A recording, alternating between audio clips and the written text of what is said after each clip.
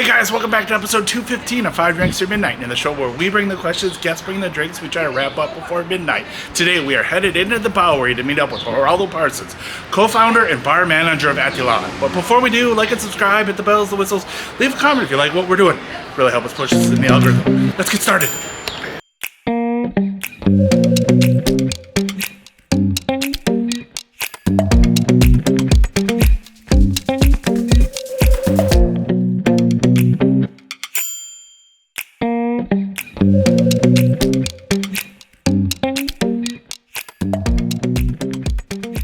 Thank you so much for joining me. 5 drinks or midnight, 5 drinks, 5 questions, midnight, whatever comes first. Yeah. Thank you so much for having us at ATILON. How are you doing today, sir? Doing great, man. Thank you so much, Sam, for having me. Oh, thank you. I love it. Drinking with new friends, new place. Yeah. This is amazing. Even before we get into question 1, you guys just opened up. Can you tell us a little bit about the place? Yeah, we opened up September 15th. It was a Monday night. It was our friends and family. The room was filled with smiles, energy. Just kind of the vibe that we wanted to carry over into the space as we continued into the next months. But we based this place around, we're tucked inside of a hostel that was built in the 1850s. Okay. So we wanted to keep that kind of like old world, 1920s Prohibition era kind of vibe to it, to where it's like this very nostalgic New York experience when you walk in, just dark from the decor, dark from the lighting, but just cocktails that are just based around some of the classics that created our cocktail culture that we're in. And yeah, we just kind of we didn't want to be a super crazy craft bar. Okay. We wanted to really kind of play into that old time of 1920s of like why liquor was made shitty, why syrups were invented, right. But now just doing the reverse of showcasing how time has like grown and how spirits have grown, of just showcasing drinks that have very minimal amount of syrup in it, very minimal amounts of juice or very minimal amounts of ingredients that are just showcasing some really cool products that people are making nowadays. That's awesome. And then just a great way to, like we're doing, sit down, meet a new friend, come in with a group of friends, and just have a hub for people to have a good time at. So, love it. All right. Well, what are we drinking first? So first we're going to kick it off. So this is kind of like the vibe we say. This is about us coming in, having a good time, feeling welcome, feeling warm. So this is Old Granddad, just like their rye forward whiskey. But yeah, this is kind of like a staple that we do whenever people walk in. We want, especially if it's their first time, we just cheers. Nice. Cheers. Yeah, cheers. Oh, yeah. I love the Old Granddad. Yeah. Can't go wrong with that. Cannot go wrong with it. All right. So, question 1. Yeah.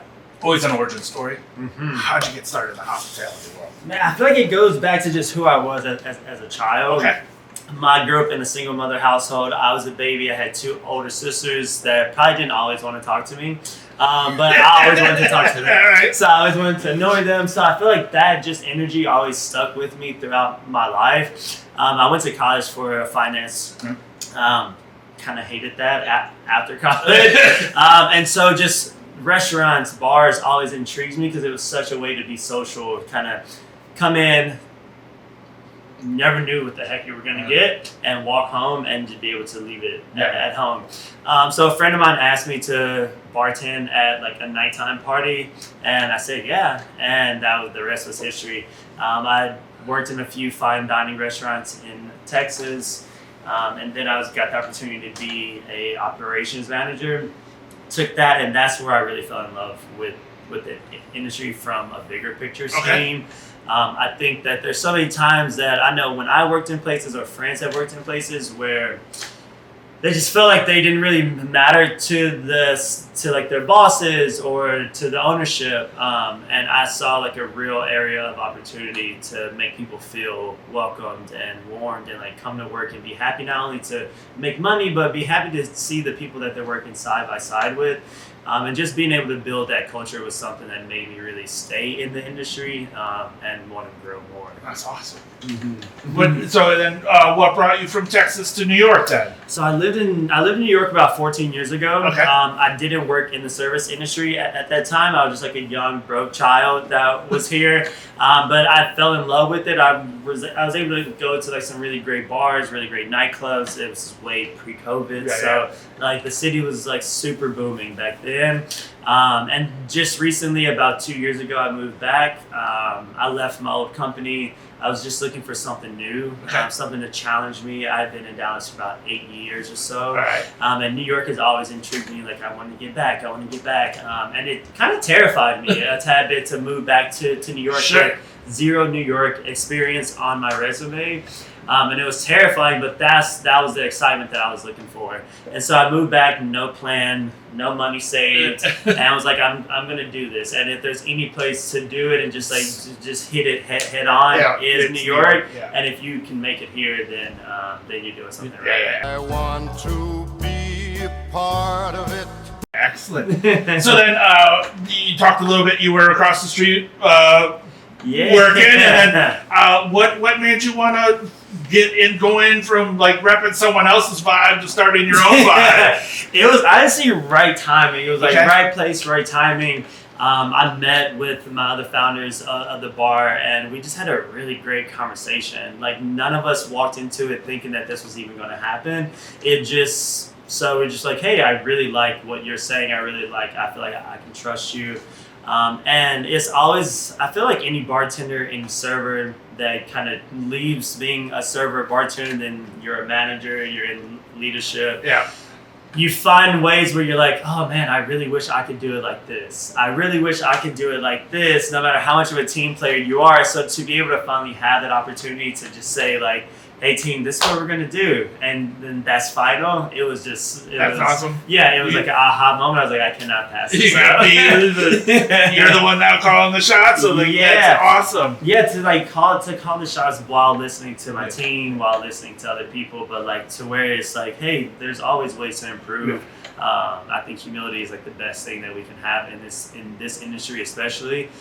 So yeah, just learning from each other and having an opportunity to set that platform, to have that open door policy, to be like, hey, if you think this sucks, I would love to hear that, because maybe you're right. You see it day in and day out, so let's listen to our staff. That's awesome. And again, I love that, I just moved here, I did it, it's the New York story. Yeah. It's just like, which I fucking love, like, because that's what I did too. I was just like, I never thought I was going to be a New York kid, and then I got to New York, and I was like, I'm a New York guy. Yeah, definitely. I never want to leave it now. Yeah, exactly. What they say, you're a real New Yorker if you're happy to leave New York, but you're even more happier when you come in. Yeah, exactly. You get that vacation because of like that's the chaos. Yeah. When you come back into it, you're like, okay, I'm glad to be back. Yeah, you see that skyline, and you're just like, you fly or over. that first whip. That's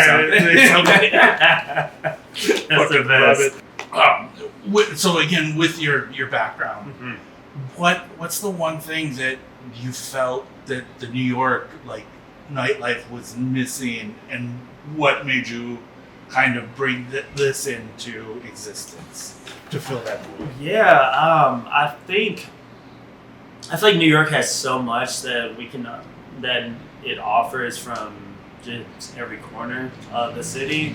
But like the places that I love to frequent are places that kind of cater to like that 28-year-old to 55-year-old kind of demographic, to where people can come in with a really nice cocktail, really nice glassware, ambiance to sit down.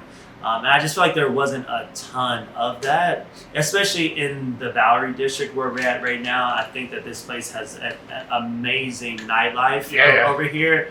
But we shut our doors at midnight. We open up early for a really nice happy hour that's super competitive throughout New York City, with $13 classic cocktails that are made really well. And so we kind of wanted to be that like staple in daytime, bleeding into like a nightcap or pregame for you to go to enjoy some of the other great places. Nice. I just feel like there wasn't a lot of that. Okay.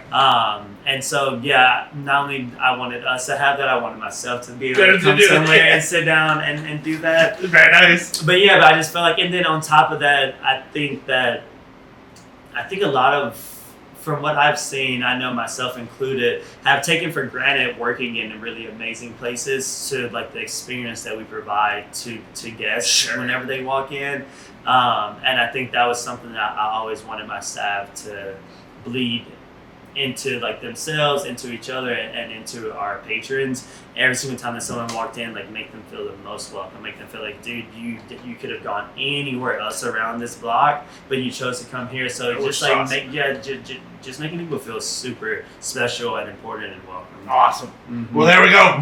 Question 1: trains leaving the station, band-aids ripped off. So there we go. I know I got a little granddad left, but cheers. Cheers.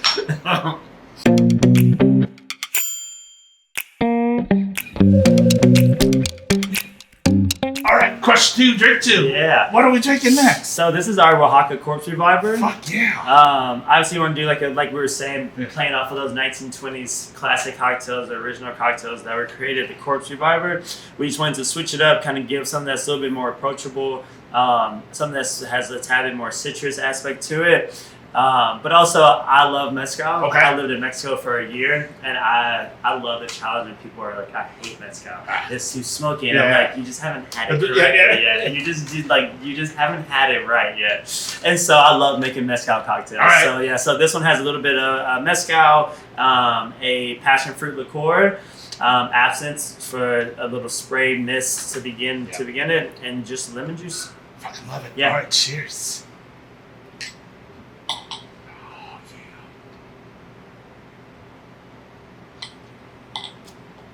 Oh, yeah. That is fucking delicious. She's good. And like a day like today. Oh, jeez, that's... Yeah, this is a pounder. We're just waiting for those spring, summer days. Exactly. So people just like stand outside and just fucking crack the windows and let's watch the world go by and drink about 20 of these. Exactly. That is fucking delicious. Thank you. All right, so question 2. Yes. Oh, that is honestly... Fuck, wow. Yeah, that's why I love this show. Because it's just about new friends and new drinks and just like, love that. Thank you so much. But all right, so question 2. Yes. You talked in the origin story, you had 2 sisters, and talking is kind of what you were really good at and why you kind of wanted to open a bar. Is there a moment in your career that you were like, yeah, like this, I want to be in hospitality, or was there like you knew that you made the right choice? Man, honestly, I'm getting a little sappy, emotional probably right now. It was like probably 48 hours before this place opened up, to where a lady came in who was like a close friend of one of my sisters, but she was just visiting. My sister wasn't with her, but she hit me up just like, hey, I want to come and stop by the bar. We weren't open, but I was here doing some R&D for the opening. She came by, and she was like a very spiritual woman, but she just walked in, and she just was like, man, I feel like this space is meant for you. You're meant to be here, and my mom passed away when I was 16, and so the bar is her favorite color. All right. I never told anyone that, and this woman walks in, and she's like, I feel like this bar has a very significant color to your mom. And it was like she was just connecting all these dots where I was like, okay, everything that I've been through, everything that I've like wanted to like set out for myself to accomplish, it's all making sense right now in the place that scared me the most to do this, but it all makes sense. And so so this venture has been the first thing that really was like, okay, dude, pat on the back. This is what you have been meant to do for a very long time. That's awesome. I fucking love that. And fucking New York witches, man. I know, right? It's like I trust it. That's so awesome. But again, it is beautiful. Like again, it's a gorgeous bar. Thank you so much. I mean, even we're in bright sunlight right now, and but it is moody as shit, and it is gorgeous. No, you're always gonna get. I've went to so many bars in Texas, in Dallas, that you go inside and it's so dark, and then you kind of forget what time of the day it is. Like Vegas, exactly. And then you walk out and you're like, whoa, this moment just happened, but I remember that bar so much because it set the mood that it was trying to be. And I think that's what I love about the lighting in here, that it's never going to give you a false impression of like, oh, we're this really beautiful daytime bar that's like this. Like, no, this is meant for us to be like, to transcend you into a nighttime, just sexy experience. That's fucking again, it's really great. But then also the windows behind me is just, again, one of the great. You're on one of the greatest like streets in New York, so Yes. like it's just be able to watch people come by. So it's absolutely amazing. Do you think what do you think your mom would think of you becoming a bar guy and not being in finance? I think that my mom would. My mom was like one of those like mothers, just women who. She didn't care what her children did as long as we did something. Right. So it was like if you want to sell trash bags on the corner, just set it up perfectly. Yeah. Like make sure that you're selling the best trash bags in the best way that you Fucking can. love it. So I think I felt a lot of support from her just during this journey. And so I think that she would be like, hey, if it's up to you, I love it. And my mom loved a good wine cooler. Okay. So like she probably would be here right now. Yes. Like with us. So I think that she would fully support Fucking love that. it. I love that. That's all. I love it. But all right. Well, then let's just say some dude calls you up, and he's looking to, and I know you're only like 6 months in, but like he's looking for a piece of advice. He wants to follow in your footsteps. Yeah. What is one thing that you would tell him to do, and one thing to watch out for? I would say do everything that you want to do. No matter if people don't believe in it, do everything. So if you have a concept that you fully believe in, no matter if you don't think that it makes the most sense for the masses, but still do it. Do it. I think watch out for the people that don't have a business that try to give you advice. All right. And so I would say, but I think that goes hand in hand with just fully believing in who you are, what your concept is, what you want to present, and just like take things in one ear and let it go out the other. But it all starts with like believing truly in what you want to do and what you want to present. Yeah, I love that. And too, there's a lot of fucking assholes with opinions out there. Yeah. Never done nothing, and all of a sudden they got opinions on how you should be running your business. About everything, about what plants you should have, what plants you shouldn't have. So I definitely believe in you. Is there anything that kind of shocks you about being a first-time owner? I think the difference license. Okay. Like there's things that I just didn't think about, like needing to have fireproof curtains. Right. Just like permits for if we want to put tables outside. Like even though the sidewalk is open. Right. So it's just like those things shocked me about like the amount which is a great thing for the city really protects like just businesses and buildings and infrastructures, and making sure that like everyone around us is safe, because obviously in New York we have so many like retail shops or bars or restaurants that are underneath or above residential places. So just like the fire protection things that completely caught me off guard. That's something I never thought really about. And just permits and licenses that took me by a surprise. Well, there we go. Fucking fabulous drink. Yeah. Question 2. Cheers. Cheers To moms. to moms. Yes.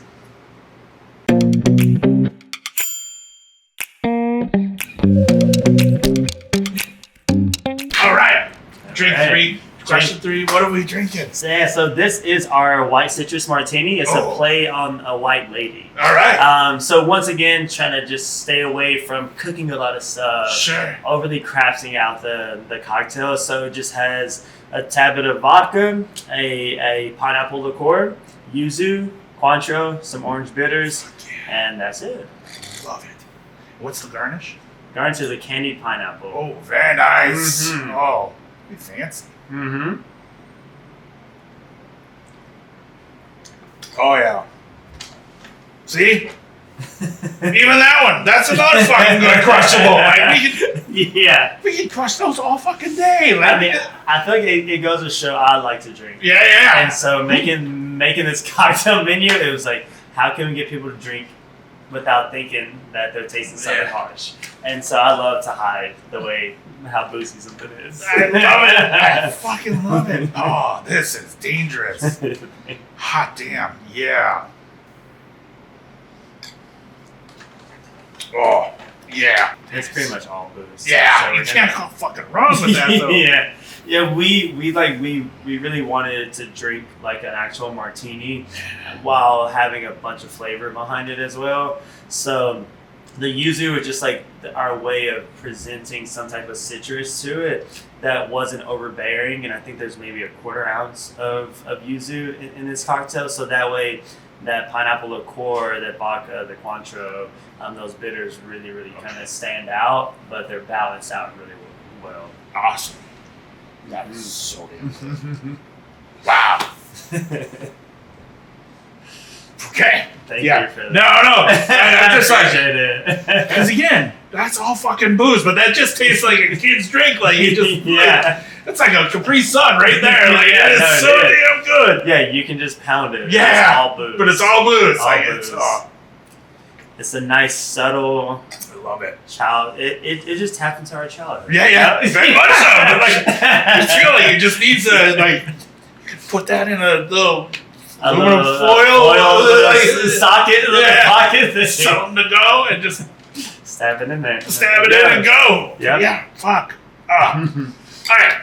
So question 3 Yes. on the website, you guys got it says secrets, sips, and stories. Yeah. And I fucking love that. Yeah. Because again, it's a little cheeky with the secrets. Yeah. So now that we've had 3 drinks at us, question 3. Any secrets that you can tell us about this or that have happened here? Again, not looking for naming names, but we're just wondering. There's always kind of a little secret kind of thing happening. Honestly, the reason where that came from, our opening night, one of our bartenders was here. His girlfriend came with one of her best friends. Okay. And I never met her. She's just here at the bar, and she goes, I heard a rumor. and I was like, what? What is it? She goes, well, if you think about it, a secret or a rumor, just a surprise that you haven't heard yet. Right. And so it's like, what? And she walked away. She never told me anything about So that. now you're just like intrigued. You're Yeah, like, exactly. what the fuck? I'm intrigued. I'm like, what is this about? So that's where the secrets part of that came from. There hasn't been any really scandalous things that have happened here yet. Yeah. I'm sure. I mean, we're only 6 months in, and we just came through the most brutal winter. Right. that New York has. People are itching for summer. Summer, when the heat comes Yeah. out, we're going to revisit. Yeah. this We'll come back. we're gonna have to We'll do a revisit catch up. Exactly. We're like, okay, follow up. Yeah. On this. But that is super cheeky. But there's been so many stories told. Yeah. So many stories told here. My sister was able to come for our friends and family. Love We've it. also done to close out Black History Month. We did a Black Women in Comedies comedy show. Nice. So those stories that were told during that act was insane Fucking and love it. just hilarious. And then obviously the sips are Yeah. So it was it made sense, but it definitely derives from really important, small, funny moments or monumental moments that we were having here. I love it. Yeah. No, but that girl really fucked you over because she did. you're literally was it about me? No, was to, it about you? to this day, I have no clue. idea. No clue, and she won't tell me. I Alright. saw her 2 days ago. What does she want to tell you? She won't She's tell me. all right. So that's the one secret that we Alright, have that alright. we don't know. We don't know. We'll We'll have to never wait. We'll have to wait for summer heat to come back. Exactly. Yeah, we have to Hopefully wait for she'll that. spill the beans soon. Yeah. Oh, fingers fucking crossed. love it. Well, again, I mean, you've given us 3 really great drinks so far. I mean, one Thank you. again, who can't go wrong with a old granddad? But Yeah. these 2 have been amazing. And you said you do like to drink. What is Yes. your drink of choice when you go out? I go through phases. Okay. I went through a really annoying phase probably 5 years ago to where only thing I drank were cucumber mezcal mint margaritas. Okay. And that was my whole personality for so long. This is why you were in Dallas? Yeah. Okay, it makes sense. I just came back from Mexico Okay, and I was in Dallas, so I was like, I just want the fresh. Yeah. I just want that. But now, as I've gotten older, I'm actually a beer guy. Okay. I love beer. Right. There was a bar when I first moved to New York called the Buddha Bar that was across the street from my apartment. And they had this massive flat screen TV that was a roadmap to Tipsy. And it showed you how to drink different beers with different flavor profiles. And that was something that's inspired me so much too when it comes to our cocktails, of just like guiding people through this experience. But beer is definitely probably my go-to. Okay. And then right now, I'm a sucker for a Negroni. A Negroni, you say? Just classic Negroni, or is Classic there, Negroni. All right, yeah. Classic Negroni. Surprised you haven't said like a mezcal Negroni or anything. No, right now, I think I'd like drank myself out Okay. of tequila Okay. mezcal for a while. So trust me, Tim, every single spot I went to, it was a cucumber mint mezcal margarita for years. Okay. And so I can't even look at it. All right. All right. Yeah. My buddy Jairus is from Other Half. He's on a Negroni kick as well. Do you have a favorite Negroni in the city? I mean, I'm sure you have one on the way here. No, I do. Yeah, I definitely do. There's a spot right around the corner. I don't get out much, but I try to frequent the spots around me. I think Mother's Ruins does just like a really good classic Negroni. And it's consistent all the time, and that was like my work space. That was my coffee shop when I was opening up this bar. All right. I was there just with my laptop. I knew I met all the bartenders, and that was my workspace. Love it. So number 1, Mother's Ruin. Number 2, Atilon, because I love the Negroni that I created here. And then number 3, I would say Trapezzini's. It's like 2 blocks away. It's like this little small street Italian restaurant. But they do like a fig Negroni. They do different variations of very like herbaceous Negronis that I think are really, really cool. All right. Yeah. Awesome. Love that. All right. Well, again, this martini is fucking delicious. So. Yeah. But I hear you about Mother's. Mother's is one of my favorites. Oh. Long time. Yeah. It's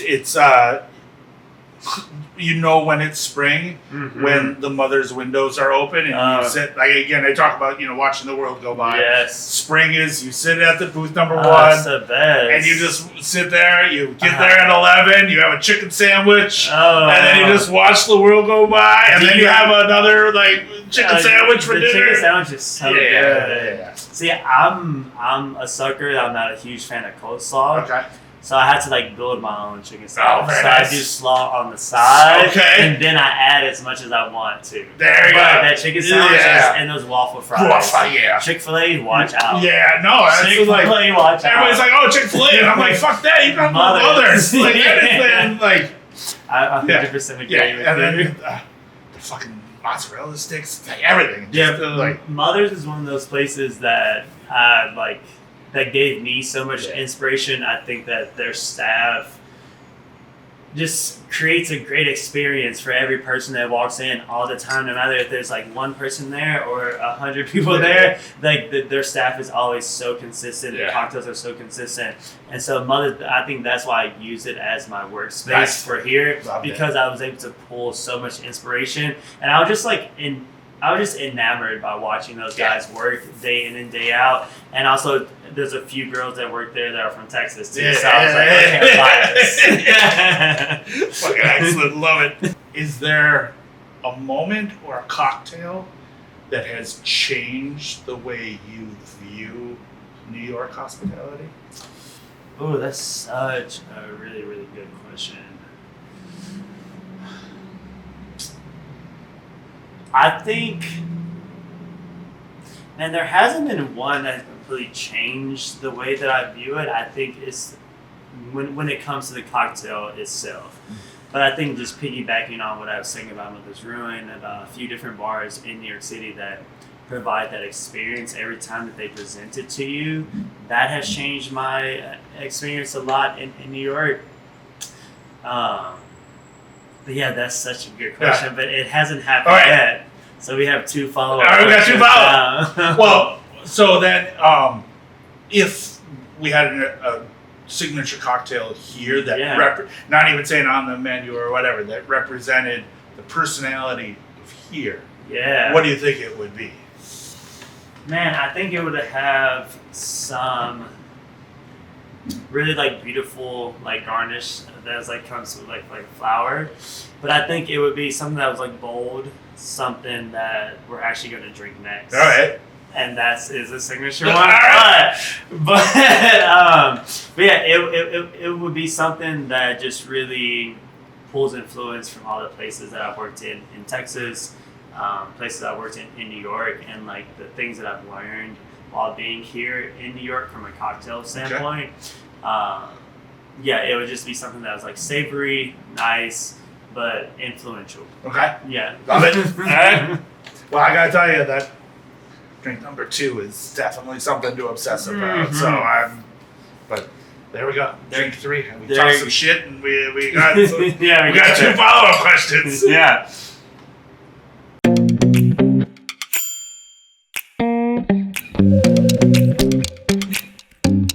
Question 4, drink 4. We're almost there. Oh yeah, we're killing it. So this is probably one of our staples, kind of what I hinted at in question number 3. Excellent. This is something that really defines what the bar is. It's a salted almond old fashioned. Oh fuck yeah. We do a fat wash. This is probably our most crafty cocktail Okay. that we have. But it's because I really wanted to have an old fashioned on the menu, but it was like, what makes it modern now versus the 1920s, Gotcha. the Prohibition era. So we do a fat wash of like an apple maple bacon, freeze that with our old granddad bourbon, which is our well, and then we add a South Asian liqueur that kind of gives this very kind of like tropical, nutty kind of flavor to it. So people always get terrified when we say almond, but it only gives you the flavor of almond, but there's no nuts. Gotcha. in it. Yeah. And then just like your traditional Anglo bitters, Peychaud bitters, orange bitters, and a tad bit of agave. Fucking love it. But yeah. Yeah. Cheers. Cheers. Again, a cherry. I love a cherry. The nose is probably my favorite thing about that. Insane. Huh? Wow. It's kind of like popcorn. yeah, exactly. Yeah, it gives you this like really salted, popcorny butter. Yeah. Exactly. Yeah. Fuck yeah. See? I'm gonna camp out outside. Like, I mean, you're gonna be here more and more yeah. now. Fuck the hostel. I'm putting a tent right out in front of the door. We have a private room. Wow, that is. Yes, this is probably the one drink that we recommend to everybody to start with, end with, just because it kind of blends the best of both worlds of like what amazing bars like Super Bueno, Death and Co. are doing with like craft drinks, and also what we're trying to do with just like simple drinks, but like kind of blending the best of both worlds. And just presenting something that people just haven't had before. Awesome. But we've all tasted popcorn, we've all tasted shit, so we've all had this flavor in our mouth before, and now it's just is at a bar on the Bowery. That is fucking amazing. Oh, damn. Oh, we love that. That is. You haven't stirred us wrong at all yet. Like that is. Wow. Yeah, and this cocktail menu is such just like a really beautiful thing to see it in action for me. We had a hard problem getting our liquor delivered right before opening, and so all these recipes were just me just being like, what? How can I connect the dots? How can I make this make sense? Like, what flavor profiles really make sense?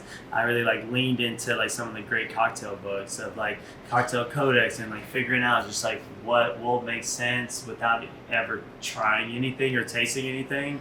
And it was just such a blessing to get our liquor order in and then R&D with the team finally after they've gone through weeks and weeks of training of me being like, you have to be the nicest human being to ever walk across this place, while also presenting one of the most like consistent cocktails ever.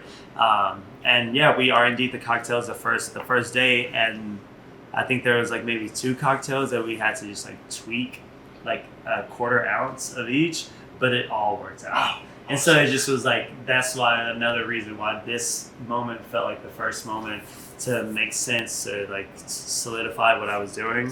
It was like the cocktail menu was a reason too. Yeah. I mean, I love 2, 3, but 4. Wow, this is right up my alley, and I would, yeah. What's the Egan bourbon rye? Yeah, no, so we just use the Old Granddad, but like Nice. Old Granddad has like a super rye heavy Yeah. recipe for it. So it's still considered bourbon, but it has that rye kind of aspect Love to it. it. So it gives like that spicy that plays into the bacon. And Coda Panda and McCord is just amazing. Nice. It's like you can use a drop of it, and it really kind of ignites the cocktail. Fuck, wow. That is warms my heart. Thank That you. right there is, that's amazing. All right, so then question 4. Yes. Again, 6 months in, Mm-hmm.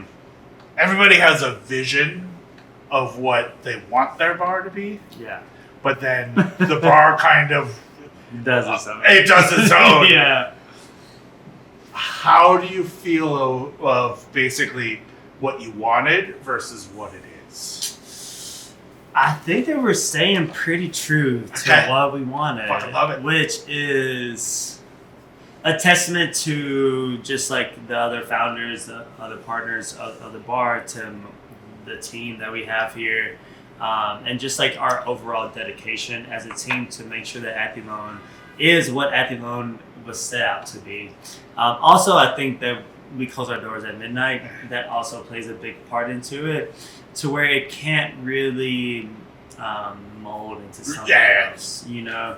And so we're, every single night that we open our doors, we set out with an intention to make sure that people have a very consistent cocktail, a very great cocktail in a cute glassware that's clean and nice. Also with a nice staff member that's like welcome you the moment you walk through this big dark black door.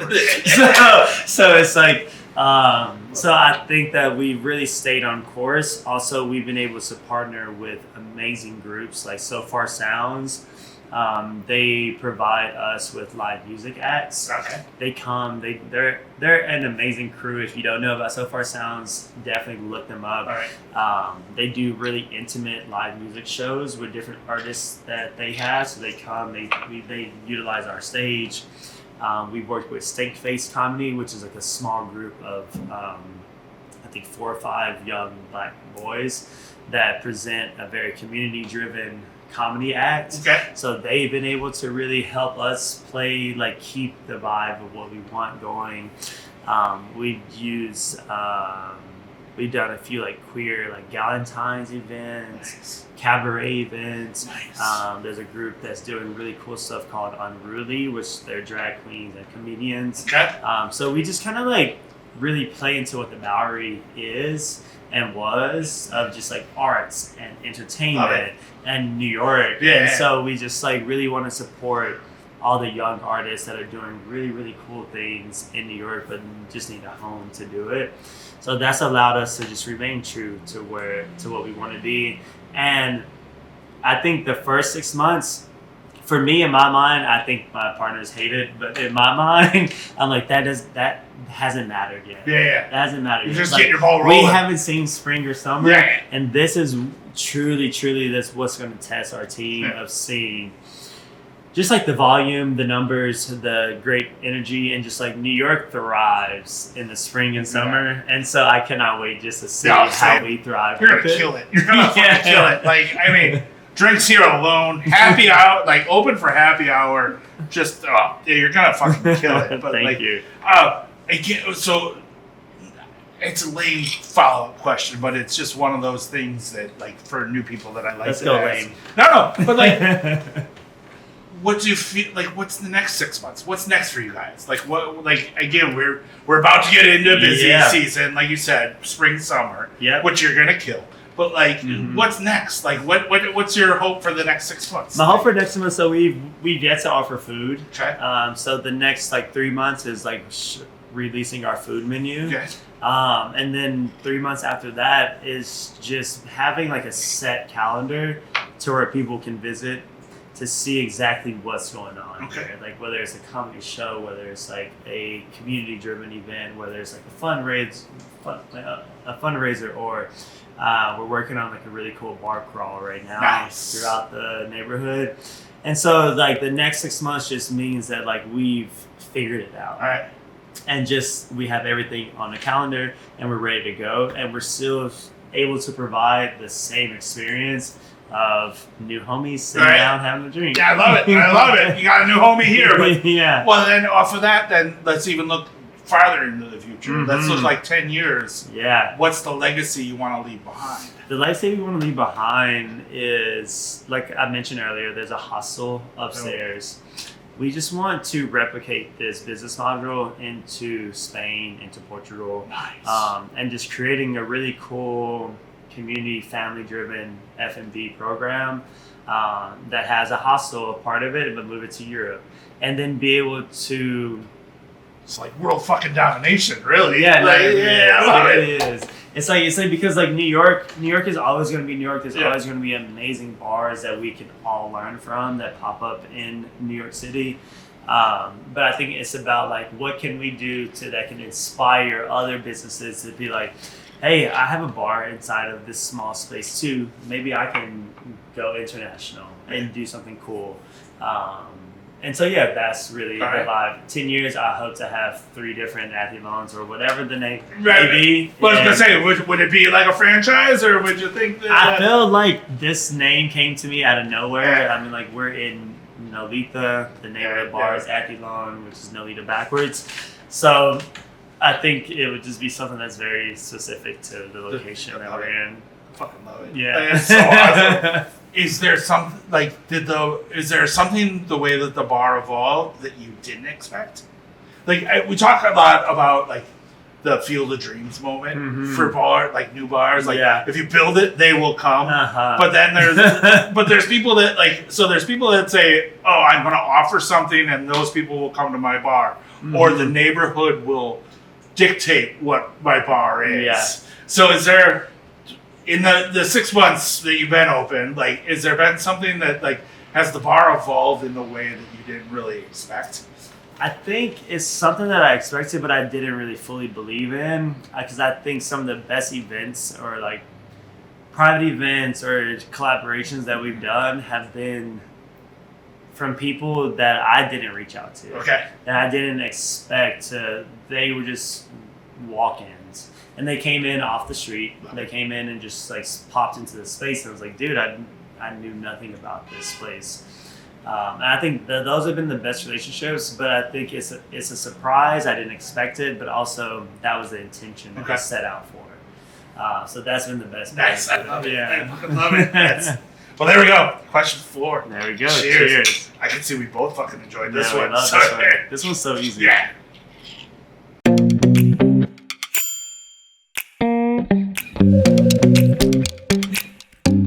All right. Right.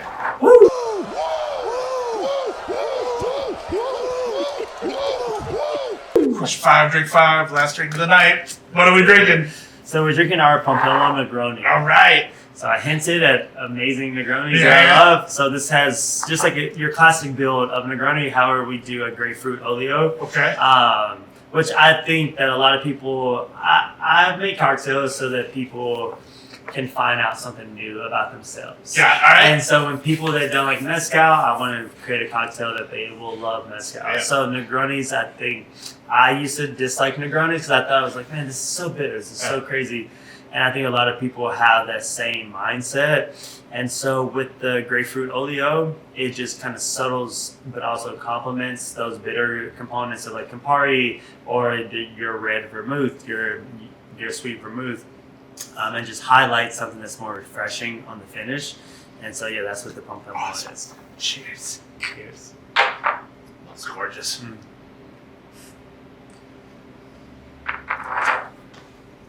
Oh, yeah. That's fucking delicious. It's not bitter at all. Yeah, it's not at all. But you still get the bitterness of like a grapefruit in Yeah, a it's- sense, but it's, yeah. so it's like I wanted to remain true to what a Negroni should taste like, but also give you a little like, It's really fucking good. thank you. I really like. Yeah, that's. It's 5 for 5. Like again, you can't go fucking wrong. Like that is. Also, too, I've been trying to take you on a sensory experience of like smelling things, feeling things. Yeah, So your glasswares. This glassware is my favorite Yeah. one that we have because you just feel. Yeah, it's got the great little. Yeah, the little Like, whatever they call those. Suction cups, boobies, whatever they are, they. It's ripped for our pleasure. There we go. That it is. But no, your glassware is fucking killer. Like throughout the whole experience, like just the way, like even the wait lady, the way that Thank you so that's so damn good. Like that is old fashioned was a proper. Yeah, it just everything was fucking amazing. Like that. But all right, well, question 5. Last drink of the night. Last question of the night. Sad. I know. We're coming to an end. But it comes down to the flip of the Whiskey Wednesday coin. So All you right. can flip it, you can spin it, you can do whatever you want. All right. I am so glad that you have a really solid Yeah. bar top because, again, you can do whatever you want. So, Oh, this is beautiful. thank you. So we do, our coins are built, we do 4 stories a year. Okay. 4 coins. Everything has wrapped around the story. This is our first question, or first story of 2026. Okay. And it comes down to the Great Emu War of 1932 Ooh. in Australia, which is a real fucking thing. Like, Yeah. again, you just Google weird facts. We're all about history today. Yeah. So in 1932, Australian farmers called in the National Guard to fight emus. Because emus were attacking the farmers and destroying the crops. They're crazy. Yeah, they're fucking Emus are crazy. dinosaurs. They're fucking crazy. dinosaurs. They're really powerful. So they ended up calling in the National Guard. So one side's a soldier, one side is the emu. All right. But the emus won. Of course. They made the fucking guards retreat because they are fucking horses with talons. No, So, they're batshit crazy. so question 5. Mm-hmm. Is the industry better right now than it was 15 years ago when you were here the first time? Okay, so I have to flip. You can flip decide it. if I Yeah, answer. you don't have to answer, but the coin will give us the answer. So, but yeah. Okay. That was so bad. But That's fuck yeah. It says fuck yeah. I think that the industry is. I think that the industry is not better in the sense. Okay. In the sense, this may be a hot take. I think there are some amazing places that are doing amazing things, but I think about the industry being in New York City, and being here, there wasn't a bar that didn't close at 4 a.m. Like there wasn't a pizza joint that didn't close at 4 a.m. So I think that there's a lot of amazing spaces that are trying to make up from whatever COVID happened. Like the impact, COVID had a major impact on our industry in general. I think a lot of great people that were bartenders, servers, operation managers, just floor managers left the industry because of COVID. Like they just couldn't find work. There was no work. They weren't making money. So people had to adjust a lot. Right. So I think it would be wrong for me to say that the industry is better now because we lost so many amazing people to trade work or to other things. But however, I do think that right now there's a lot of places that are figuring out how to make their establishment so much better, so much more intentional. So I think it's better in the sense that people are really just like locked in and like, how can I make this little small spot the best that it can be? But I think it's sad. It's less better because there's less places that we can just like guarantee that we can go to with the type of staff that used to be there. All right. Yeah. Well, I'm going to disagree with you. Okay. I'm going to say yes because, again, we've had 5 amazing drinks. Okay. Yeah. And you weren't around 15 years ago, so therefore, industry is always better. There we go. Well, there we go. That's 5 drinks down, 5 questions answered. Thank you so much for having us. Yeah. This has been amazing. This has been great. Thank you. I cannot wait till we drink together again in person. And we got 2 questions to follow up on. So Yeah, we do. I can't wait till the end of the summer when we follow up. Can't I wait. really hope you find out what the rumor is. And then we'll go. We're gonna find out. So, well, cheers to you. Cheers to you. And again, congratulations. Yeah. This has been amazing. So, 5 drinks, no midnight. There we go. Hey, we beat midnight.